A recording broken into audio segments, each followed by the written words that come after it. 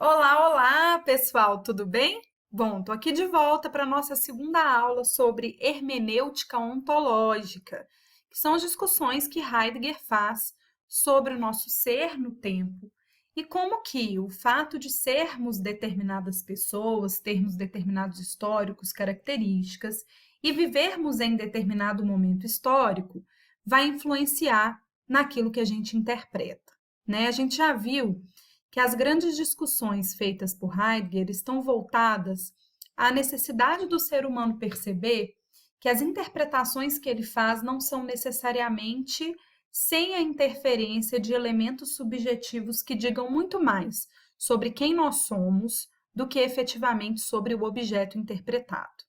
Eu já havia discutindo isso com vocês, inclusive em sala de aula, de que como a hermenêutica muitas vezes se apresenta como uma área da filosofia que vai fazer a gente pensar sobre as nossas interpretações de mundo, né? E sobre como cada um de nós dá diferentes respostas, interpreta de forma diferente, e como que no direito essa falta de objetividade por causa dessa ontologia humana leva a inúmeras dificuldades vinculadas à nossa percepção de ser, né? Então, para poder tratar disso, eu vim de um jeito diferente aqui, para a gente poder ver os slides e discutir, né, sobre as teorias de Heidegger, até porque eu estava tendo problema com outro computador ali, mas na aula passada eu já vi esses slides com vocês, expliquei aí o histórico de Heidegger, como que ele vai dizer que o hermenêutico é justamente o elemento ontológico da percepção, ou seja, o que eu interpreto fala justamente sobre as minhas características pessoais interpretativas, enquanto ela radica na própria existencialidade da existência, ou seja, enquanto ela se respalda na minha própria interpretação do meu ser no mundo, né? E aí, quando a gente fala sobre essa relação da ontologia, a gente vai perceber que uma das grandes dificuldades do direito está voltada, inclusive, para a percepção de que, como a gente interpreta esse mundo, cada um de um jeito diferente, a gente tem que perceber que o direito ele tem que ter muito cuidado para não se transformar num instrumento de violação do outro, né? Porque aí se eu interpreto que o mundo é justo e democrático, porque eu, do alto dos meus privilégios, tenho acesso a esses direitos, eu estou excluindo a possibilidade de inclusão de todos aqueles que historicamente estão retirados desse contexto, né? Então, quando a gente aplica as teorias de Heidegger no pensamento atual, a gente vai ter, para quem quiser estudar Heidegger de forma mais aprofundada, uma série de formas de ver a hermenêutica e a relação interpretativa. Primeiro, antes dele pensar nessa questão de ser no tempo, ele fala sobre os fatos, como nós interpretamos e relatamos esses fatos, né?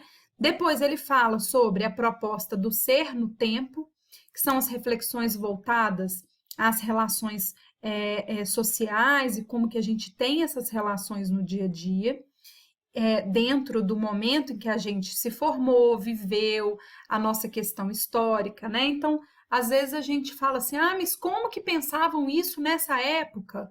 Olha, existe muita influência também da capacidade reflexiva que se tem, de reflexão, né, que se tem dependendo do momento histórico. Então, tudo vem com uma evolução crescente aí. E num terceiro momento, pensar nessas relações de metafísica, né, aquilo que foge da objetividade das ciências naturais, matemáticas, e de como que isso é mais complexo ainda numa relação ontológica de hermenêutica.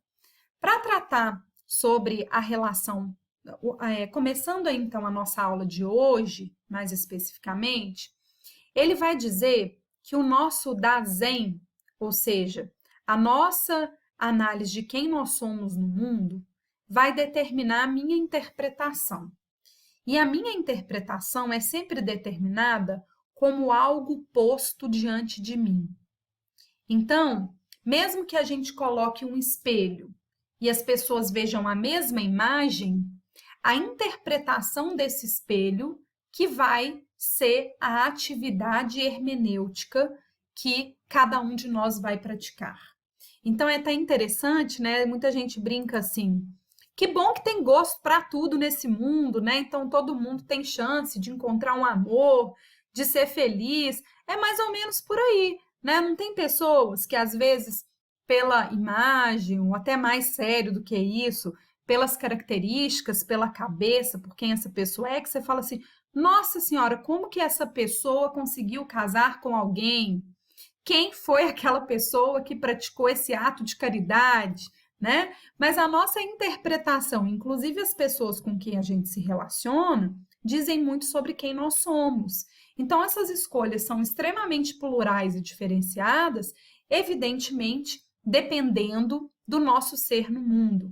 Aí a psicologia explica muito bem, né? Dependendo dos padrões de comportamento que a gente está acostumado, das características que a nossa família costuma valorizar e por isso a gente busca repetir. Algumas delas a gente precisa até fazer terapia, porque a gente costuma às vezes também repetir padrões equivocados de comportamento, até mesmo nas escolhas afetivas, né? Então, se você tem uma relação que não seja tão sadia, às vezes, com seus pais, pode ser que você procure um companheiro por estar acostumado com essa falta de uma relação mais amigável, vamos dizer assim. Você pode buscar um companheiro que diga muito mais sobre essa relação de abandono do que sobre a relação de amor. Por isso que tem terapia, né? Para a gente começar a um processo hermenêutico de interpretação de quem somos no mundo para conseguir aí então escolher de forma racional mudar esse comportamento. Nas relações jurídicas, quando a gente fala sobre a hermenêutica em si, a gente vai entender também que tudo depende, gente, a nossa abordagem hermenêutica depende das nossas condições de interpretação. É óbvio que como a gente vê o mundo depende das nossas capacidades físicas, do nosso desenvolvimento de uma inteligência emocional, daquilo que a gente aprendeu de mundo, da nossa linguagem, né? Então não existe interpretação pura e objetiva. Heidegger vai mostrar que tudo depende da nossa capacidade intelectual, cognitiva, dos nossos sentidos, da língua que a gente fala e, inclusive, das relações afetivas e interpretativas históricas que temos com o mundo. Tudo isso vai interferir, que é justamente tudo isso que eu sou no mundo, né? Aí ele vai dizer, olha, a hermenêutica tem por tarefa tornar cada dasen atento ao seu ser. Ou seja, a hermenêutica tem que me permitir que eu fique atenta a quem eu sou. E aí, olha, a hermenêutica tem por tarefa tornar cada dasen atento ao seu ser, em seu caráter de ser, ali comunicar a atormentar a alienação de si que atinge o dasen. Essa é a hermenêutica emancipadora. A partir do momento que eu consigo entender, estar atento ao meu ser, a partir do momento que eu consigo entender quais são as minhas limitações intelectuais, afetivas, históricas, pessoais, para interpretar esse mundo, eu consigo dar voz para outros grupos que eu não faça parte, principalmente pensando o direito, né? Imagine você que deseja ser juiz. Se você passar a achar que você está sentado lá no topo da pirâmide do Kelsen e que você que é o superego da sociedade, você fica num dasen fechado, numa percepção de si mesmo tão fechado que você acha que você é dono da justiça. Agora, a partir do momento que você interpreta e percebe essa reflexão colocada por Heidegger, de que as nossas relações pessoais, elas vão interferir na nossa interpretação, você vai conseguir de forma mais efetiva interpretar, lutando por cada vez mais ter objetividade nessa interpretação. Eu vou conseguir, professora? Absolutamente não vai, mas você vai morrer tentando. Se você tiver uma análise de justiça que entenda que a justiça não se respalda nas suas concepções pessoais. Esse é o grande problema para quem tem poder, né? O poder colocado de forma arbitrária, entendido como o poder de quem está no cargo, leva a uma imposição de uma única interpretação como se fosse a única interpretação válida, sendo um reflexo do Dasein daquela pessoa, né? Então, a gente precisa refletir sobre isso. Por outro lado, Dasein é caracterizado por sua compreensão do ser, ou seja, o sentido do ser, neste caso, só pode ser entendido a partir de uma pré-compreensão. O que é isso, professor? Olha, gente, o que eu interpreto no mundo depende daquilo que eu conheço. Eu só conheço aquilo que eu reconheço. Se é algo que eu não tenho, o conhecimento, um conceito abstrato de interpretação, é muito difícil de eu conhecer. Então, eu preciso, para reconhecer, pesquisar, inclusive, outras experiências. Senão, eu só vou reconhecer como válido aquilo que eu vivo. E essa é uma postura extremamente subjetiva e injusta de certos profissionais que atuam aí na área jurídica e até mesmo estão em gestão de Estado.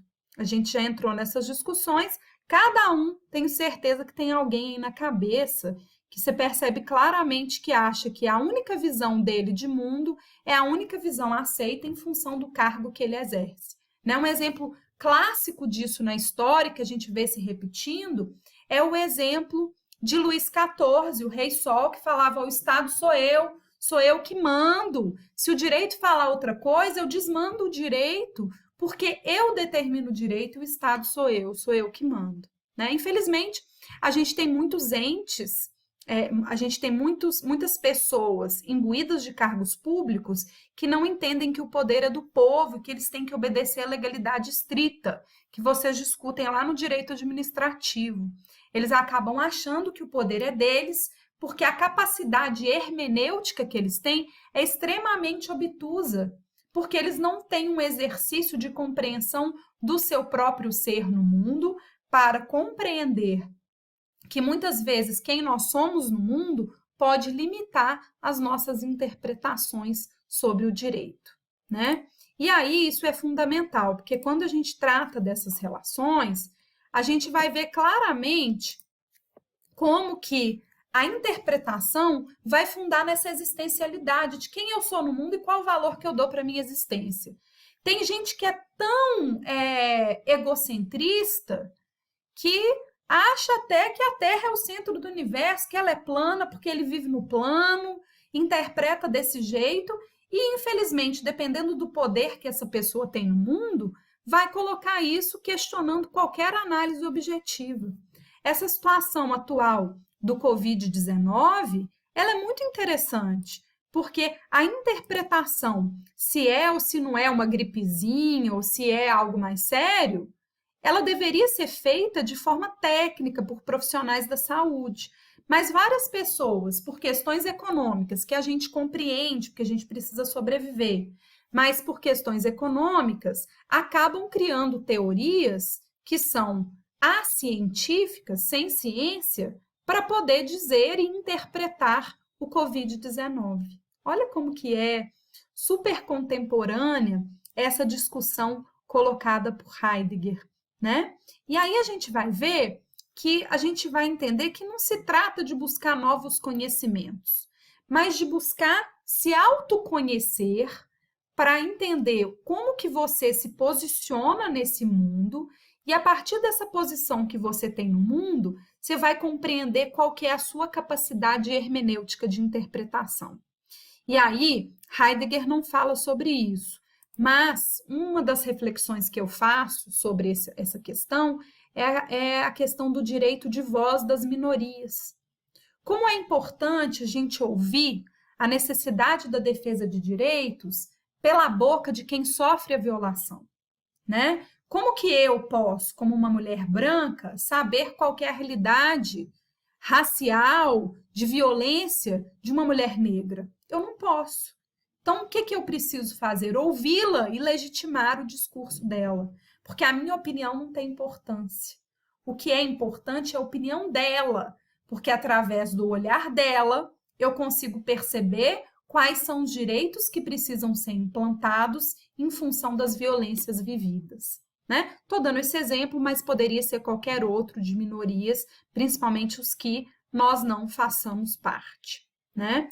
E aí, quando a gente pensa sobre esse ser no mundo, a gente precisa ter uma análise da nossa posição prévia. Então, o que é a minha posição prévia? Quem eu sou antes de raciocinar sobre o meu ser? Quais são as vantagens e desvantagens que eu nasci nesse mundo com elas? O que foi me dado de pronto e o que eu tive que lutar por isso? Né? Quais são as minhas características físicas, econômicas, sociais, para eu poder interpretar esse mundo? E aí, através dessa visão prévia que eu tenho de mim, que o mundo tem de mim, eu vou entender qual que é a minha concepção prévia do mundo. E entender essa relação de circularidade interpretativa que o Heidegger coloca. O que ele vai colocar? Olha aqui, eu tenho uma pré-compreensão, uma posição prévia, uma visão prévia de mundo. Tem muita gente que fala até isso quando começa a estudar direito. Professor, eu vim de uma família X, que entendia X, e hoje, depois que eu comecei a estudar, eu percebi como que era obtuso o meu pensamento. Em função dessa minha visão, como tem outras pessoas que falam, eu vim de uma família Y, e por essa análise da minha família, eu já tinha uma predisposição a entender o direito de acordo com tal ideologia, né? Estou dizendo que uma é melhor que a outra, mas é muito interessante como que estudar direito, e tenho certeza que isso aconteceu com vocês, às vezes fez até que você se afastasse de muitas pessoas. Gente, essa campanha aí de cancelamento que tem das pessoas, que o pessoal fala, não cancela os outros, não, né? Não sei se vocês acreditam, mas eu sou aquariana. E eu sou a rainha do cancelamento. Né? Com aluno não, tá, gente? Porque com vocês eu tenho obrigação, tenho um papel diferente. Mas com parente, pseudo-amigo, que eu vejo que não compactua de uma visão humanista de mundo como eu compactuo, eu cancelo mesmo, né? Em função do quê?